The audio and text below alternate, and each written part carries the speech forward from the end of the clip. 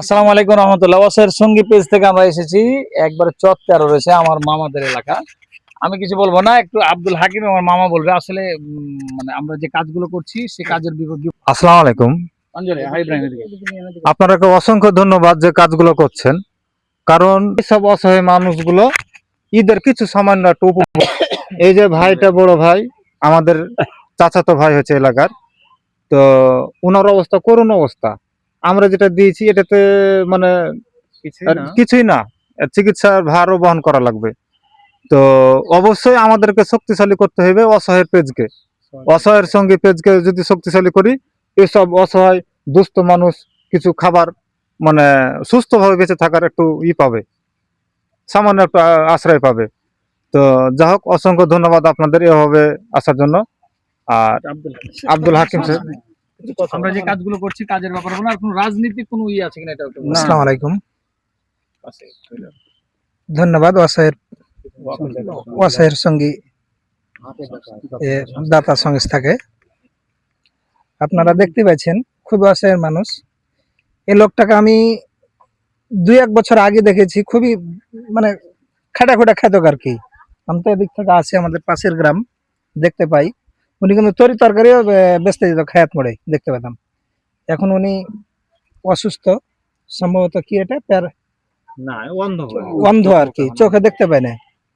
এ ধরনের মানুষকে সহযোগিতা করার জন্য আপনাদেরকে ধন্যবাদ, এবং বিশেষ করে যারা প্রবাসে আছেন তাদেরকে একটু খেয়াল রাখতে হবে। আমাদের এলাকায় করিমপাড়া আছে, যে চট্টগ্রামে বোড়াপাড়া আছে, অর্থাৎ ইসলামপুরবাসী প্রবাসীকে আমি জানাচ্ছি আপনারা এই পেজটা দেখে অবশ্যই আমাদেরকে সহযোগিতা করবেন। এ বলে আমি আজকে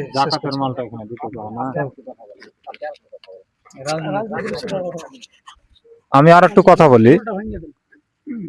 এই অসহায়ের সঙ্গী পেজটাতে আপনারা জাকাতের অর্থ পুরো দমে দিতে পারবেন। অনেকে মানুষ আছেন যে সময়ের অভাবে জাকাতের টাকা দিতে পারেন না, কোনো জায়গায় দিতে যেতে মানে হিমশিম খাচ্ছেন বা সময় পাচ্ছেন না, আপনারা এখানে দিতে পারেন, যে জাকাতের টাকাটা সুন্দরভাবে মনে করেন যে অসহায়ের মানুষের কাছে পৌঁছে যাবে। আর আরেকটা বিষয়, এখানে কোনো রাজনৈতিক কোনো নাই, সম্পর্ক নাই।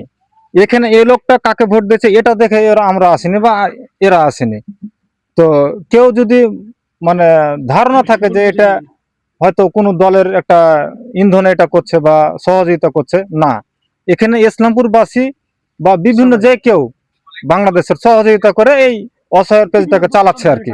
হ্যাঁ, তো আপনারা এটা কোনো মনে করেন যে দলীয়করণ মনে করবেন না যে এটা দলীয় ভাবে দিয়ে বেড়াচ্ছে, এটা না।